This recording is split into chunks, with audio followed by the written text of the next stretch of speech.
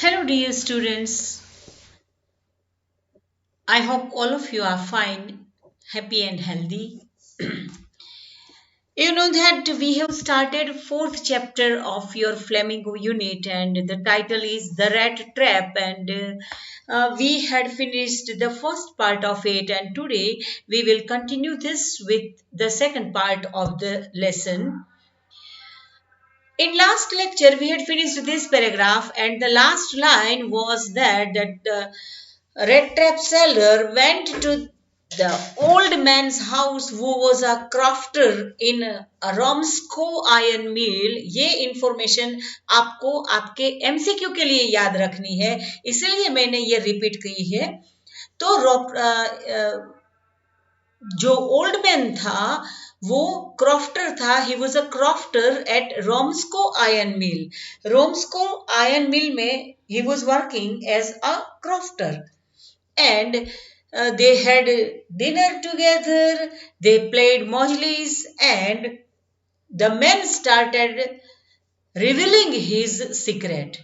He was very generous in giving food also and in revealing the secret things about his personal life also. So what did he inform? He informed that यहाँ पे हमने ये किया था, the guest was informed, it is passive voice. उसको ये inform किया गया कि he had a cow and the cow was very helpful in earning money and she could give milk for the creamery also, and last month he had received all of 30 kronor. ये information आपको MCQ के लिए याद रखनी है। 30 kronor, kronor is a Swedish currency. ये Sweden की currency है। मैंने बिगिनिंग ऑफ द लेक्चर ही आपको बोला था कि या इस यूनिट में हम थोड़ा सा स्वीडिश एटमॉस्फेयर में जाएंगे। तो ये क्रोनोर है, ये स्वीडिश करेंसी है। तो आगे बढ़ते हैं हम। The stranger must have seemed incredulous. Incredulous it means disbelief. विधा ध्यान में उसको शायद आया नहीं होगा। ओल्ड मैन ने सोचा कि stranger must have seemed incredulous. इनक्रेड्यूलस એટલે डिसबिलीफ। उसने शायद उसको ध्यान में नहीं आया होगा कि इस आदमी ने 30 करोड़ रुपीस मिल्क में से कमाए हैं। फॉर द ओल्ड मैन, इसीलिए ओल्ड मैन ने क्या किया? He got up and went to the window, took down a leather pouch which hung on a nail in the very window frame and picked out 3 wrinkled 10 kronor bills. उसने बोला कि मैं 30 kronors ये cow milk में से मैंने earn किया है। तो ओल्ड मैन को लगा कि स्ट्रेंजर ने उसकी बात सच नहीं मानी है। ही सीम्ड इनक्रेड्यूलस एंड दैट्स व्हाई उसको अपनी बात का प्रूफ देने के लिए ओल्ड मैन अपनी जगह से उठ गया and went to the window.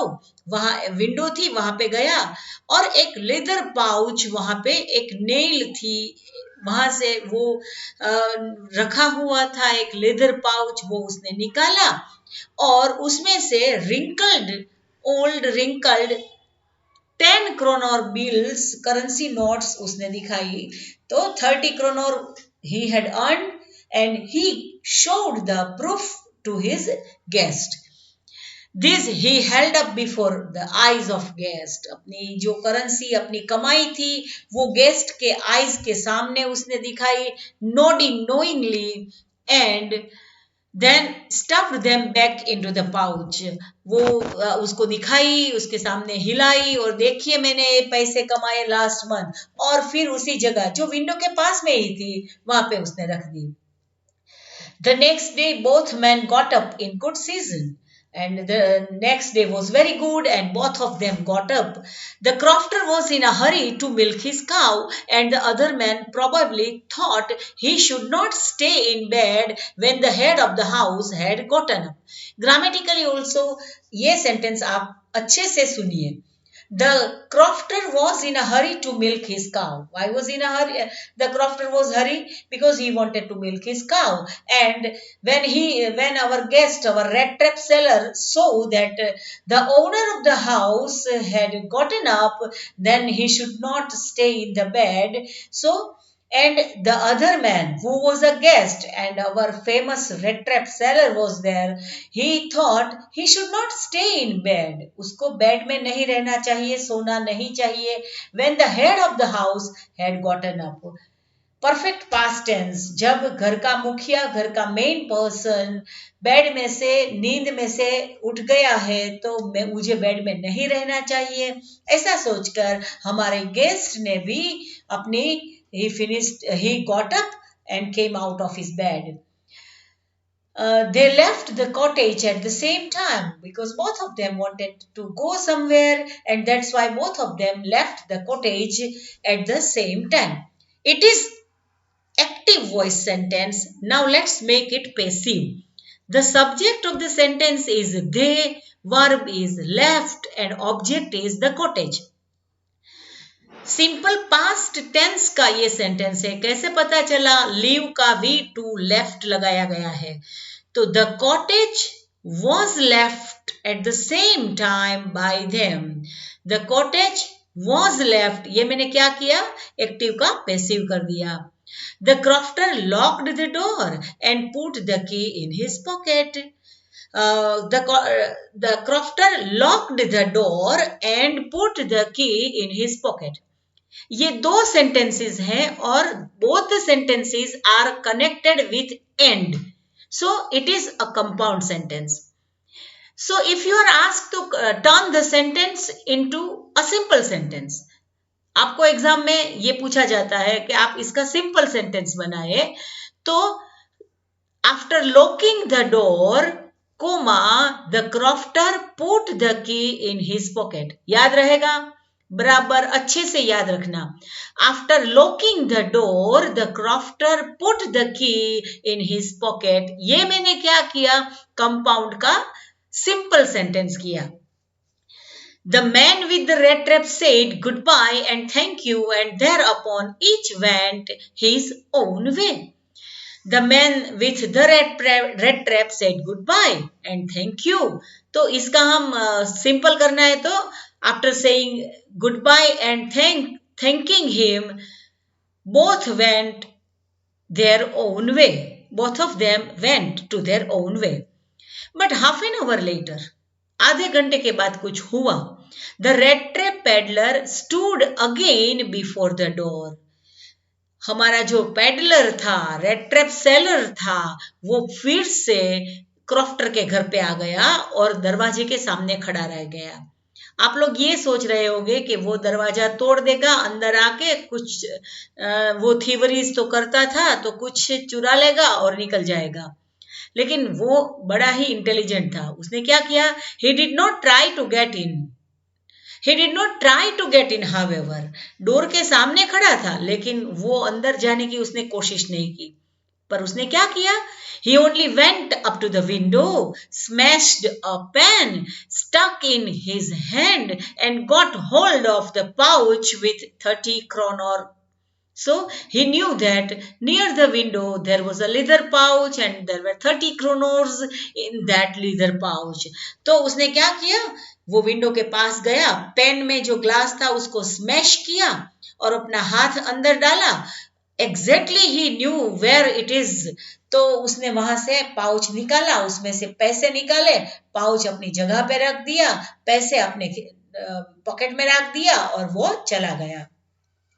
So he went to the window, smashed a pen, stuck in his hand, and got hold of the pouch with the 30 kroner.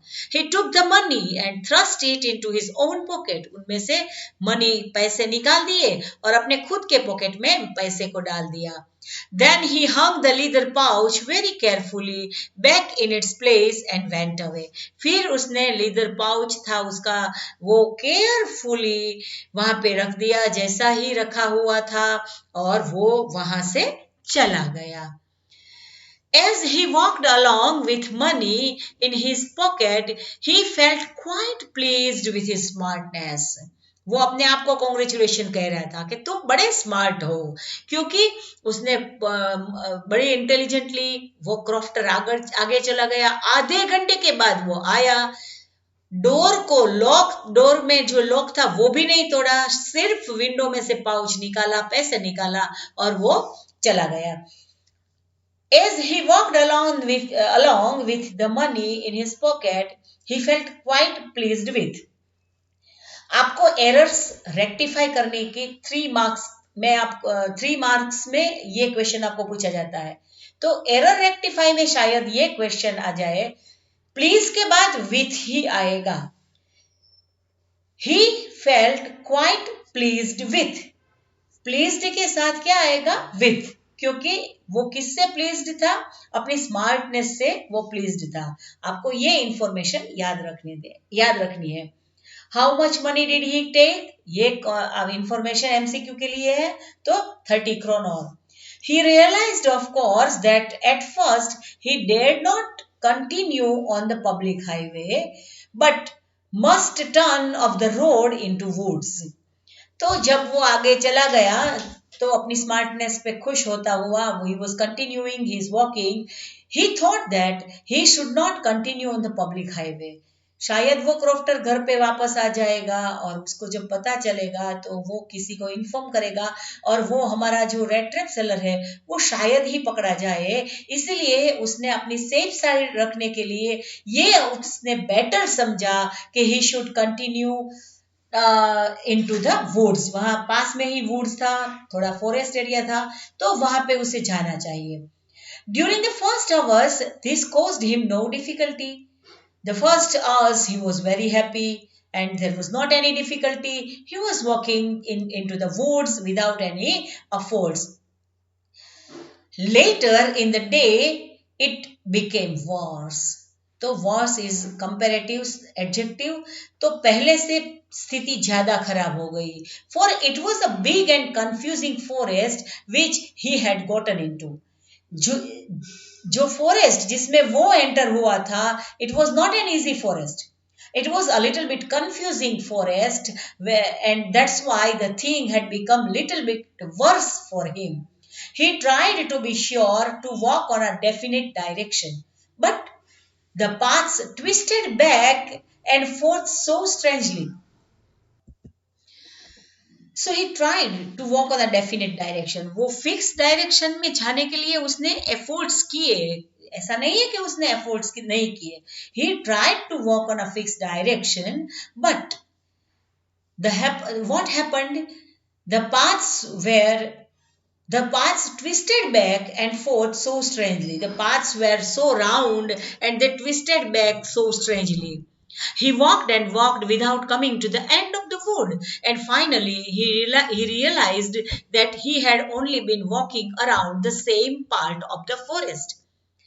The paths were twisted, they were round. He continuously walked, but he couldn't see the end of the forest. Why? Because they were twisted roads. And at the end of the day, he realized that he had only been walking around the same part of the forest. वो same part में ही round चल रहा था, round में कहीं भी उसको forest का end नहीं दिखाई दिया।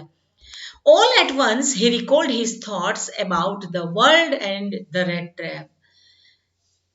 और all of a sudden he recalled यानी he remembered, उसको याद आया। क्या याद आया? His thoughts about the world and the red trap. आपको याद होगा उसने in the beginning of the lesson ऐसा सोचा था कि ये पूरी दुनिया एक रेड ट्रैप है, God has kept the baits for everyone and once we touch the bait and we are shut into the trap. आपको याद है ना, रेड ट्रैप सेलर ने ऐसा दुनिया के लिए सोचा था, तो वो बात उसको याद आई। Now his own turn had come. अब रेड ट्रैप में फंसने की बारी उसकी आई। कौन सा बेट उसने टच किया? 30 kroner जो उस क्रॉफ्टर का था, वो क्रॉफ्टर के 30 क्रोनर्स बेट को उसने टच कर दिया, अब वो फंस गया। Now his own turn had कम।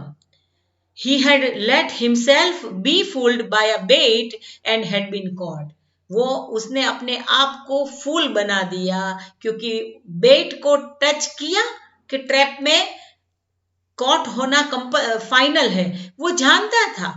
फिर भी वो मूर्ख बना और उसने बेट को टच किया, उसने मनी को चुराया। The whole forest with its trunks and branches, its thickets and fallen logs, closed in upon him like an impenetrable prison from which he could never escape. ये सब उसके सामने जो था, the trunks and branches of the trees,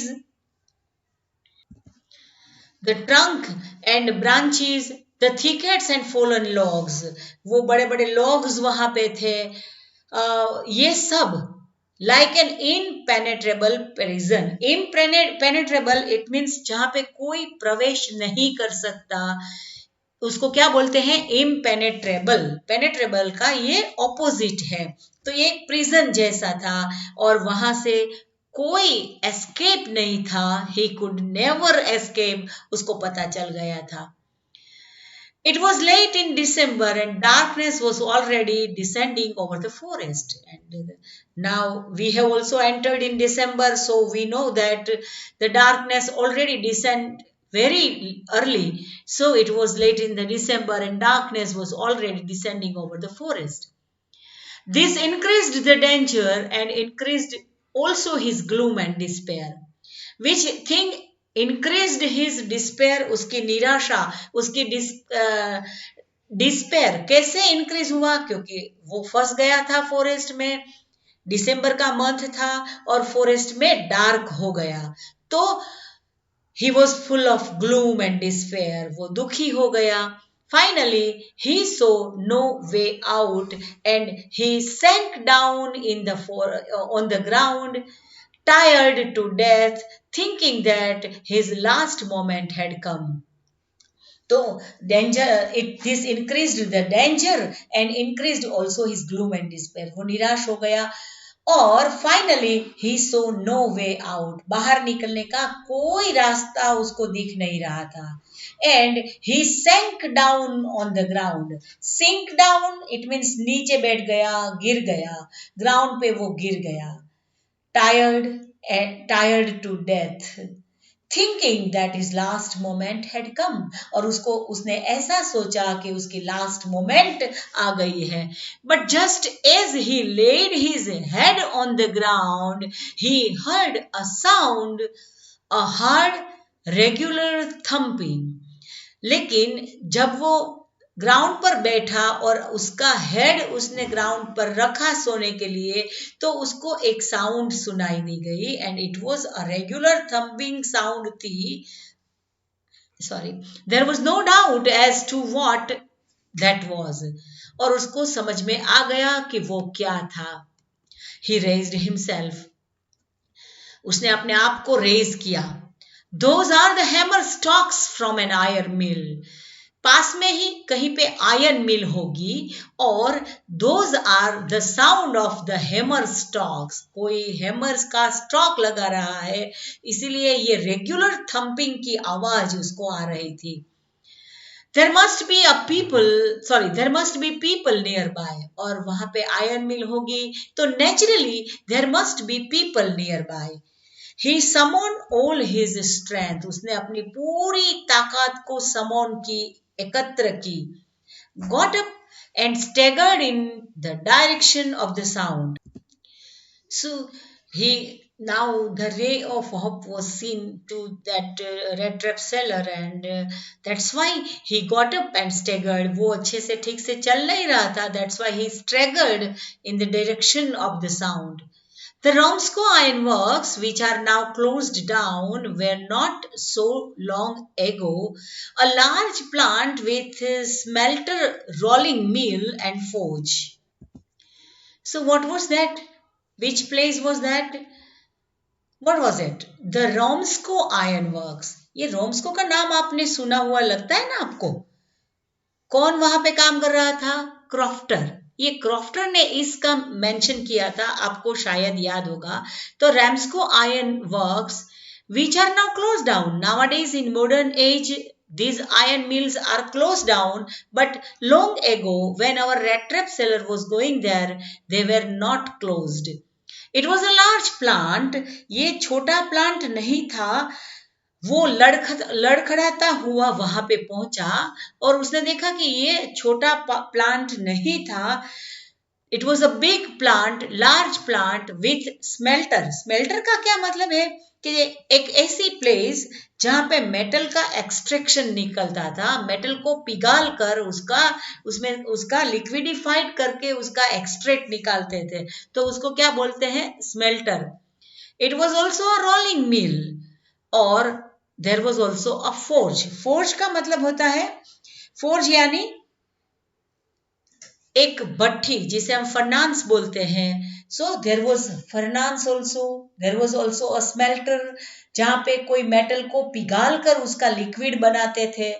rolling mill भी थी वहां पे और फोर्ज भी थी। फोर्ज यानी फर्नांस, ये बहुत ही गर्म भट्ठी, इसे क्या बोलते हैं? फोर्ज बोलते हैं। In the summertime, long lines of heavily loaded barges and scows slid down the canal which led to the large inland lake, and in the wintertime, the roads near the mill were black from all the coal dust which sifted down from the big charcoal crates. So, in the summertime, long lines of heavily loaded barges, बार्जिस का क्या मतलब था? मतलब है भारी बोझ उठाने वाली बड़ी बड़ी जो नाव होती है, फ्लैट बोट होती है, जो बड़ी होती है और बड़ा हेवी वेट वो कैरी कर सकती है, इसे क्या बोलते हैं? बार्जिस। So in the summer time, long lines of heavily loaded barges and scows slid down the canal. Canal में से स्लीड कर देते थे। स्काउ को भी क्या बोलते हैं कि एक फ्लैट बोट होती है, उसको क्या बोलते हैं? स्काउ। तो वहां से जो मटेरियल रेडी होता था, मेटल का होता था, तो हेवी लोड उठाने वाली बार्जेस एंड स्काउस होती है, वो कैनल में से सरकती रहती थी, स्लीड डाउन होती थी। विंटर में वे लोग मटेरियल रेडी करते हैं और समर में वो उसको मार्केट में ले जाते थे बड़ी बड़ी नाव के माध्यम से। So in the summer, long lines of heavily loaded barges and scows slid down in the canal, which led to a large inland lake. ये इंफॉर्मेशन आपको याद रखनी है कि कहाँ पे ले जाते थे? लेक में ले जाते थे। एंड विंटर टाइम, तो विंटर टाइम में वे लोग क्या करते थे? The roads near the mill were black from the coal dust. Coal dust से ये मिल के जो रोड थे वो ब्लैक हो जाते थे। ब्लैक क्योंकि जो फर्नांस में कोल रखते थे और वहां पे वो सब बनाते थे। In the winter time, the roads near the mill were black from all the coal dust which sifted down from the big charcoal crates. So, sift down का मतलब क्या होता है? सेपरेट हो जाना।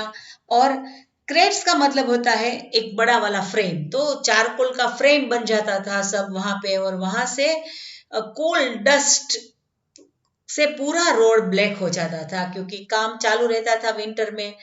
So it was the atmosphere of Ramsco mill, which are closed nowadays. But when they were working so many hours a day, and they worked very hard in winter time, and in summer they just sent the things into big barges and into the boats and into the scows to the inland lake. During one of the long dark evenings just before Christmas, the master smith and his helper sat in the dark forge near the furnace waiting for the pig iron which had been put in the fire to be ready to put on the anvil. ऐसी ही एक evening थी। Christmas के days आ रहे हैं, क्योंकि हमें in the last paragraph हमको बताया गया कि they were the days of late December, so the Christmas days were coming, and it was also a dark evening with two reasons. One reason was cold, and another reason was it was winter evening, so it became dark very early. So just before Christmas, the master smith and his helper, जो Smith होता है, master Smith chief होता है वहां का, and with his helper sat in the dark forge near the furnace. वो फर्नांस के पास ही बैठे थे, waiting for the pig iron, बड़ा वाला pig iron which had been put in the fire. Passive voice का sentence है, it had been put in the fire to be ready to put on the anvil. Anvil का क्या मतलब है? लोहे का बड़ा सा ब्लॉक, आयन का बड़ा वाला ब्लॉक, उसे क्या बोलते हैं? एनविल. तो वो एक उसने एक पिग आयन का बड़ा वाला टुकड़ा उसने फर्नांस में डाला था, और वे लोग राह देख रहे हैं कि जब वे रेडी हो जाएंगे, ये पिग आयन रेडी हो जाएगा, तो वो एनविल पे उसे रखेंगे, फिर उसको शेप देंगे. Every now and then one of them got up to stir the glowing mass with a long iron bar, returning in a few moments, dripping with perspiration, though as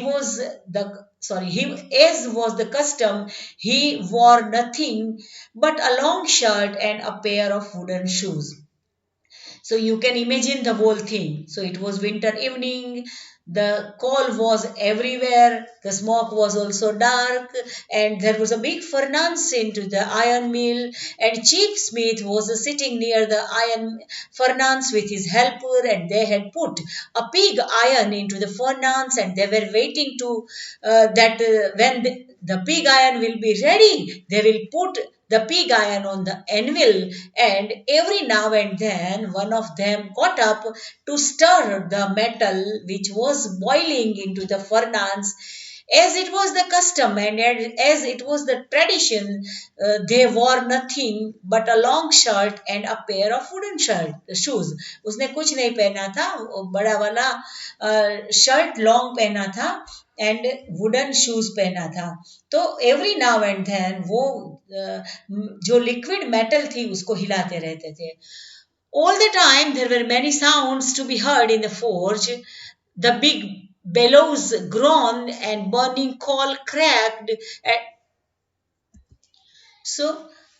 There are many big sounds to be heard in the forge. Forge में से बड़े बड़े sounds आ रहे थे. कौन से sound आ रहे थे?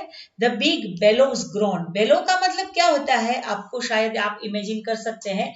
एक ऐसा डिवाइस होता है जिससे हम एयर को ब्लो करते हैं. तो a device to blow air for fire.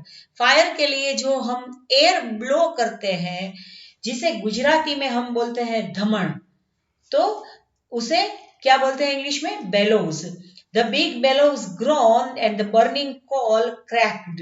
तो बर्निंग कोल होता है वो क्रैक होता था. The fire by shovel charcoal into the mouth of the furnace. Mouth, it means a big open mouth with a great deal of clatter. Outside road, the water fell and the sharp north wind whipped the rain against the brick tiled roof. तो थोड़ी सी बारिश की भी आवाज आ रही थी. So the fire boy क्या कर रहा था? अपने उसके हाथ में एक शोवेल था, और शोवेल से चारकोल है वो फर्नांस के माव में से डाल रहा था. Outside road the waterfall. बाहर से वाटरफॉल की आवाज आ रही थी, क्योंकि बाहर शायद it had started raining. It was probably on account of all this noise that the blacksmith did not notice that a man had opened the gate and entered the forge until he stood close up to the furnace. इतनी बड़ी बड़ी आवाजें आ रही थी, इसीलिए शायद blacksmith को पता नहीं चला कि एक आदमी ने दरवाजा खोल दिया है, और वो पास आके खड़ा रह गया. तब जाके उसको पता चला कि someone had entered the Romsko iron mill. तो यहाँ पे हम आज का ये लेक्चर फिनिश करते हैं. नेक्स्ट लेक्चर में फिर मिलेंगे. तब तक के लिए goodbye and thank you very much.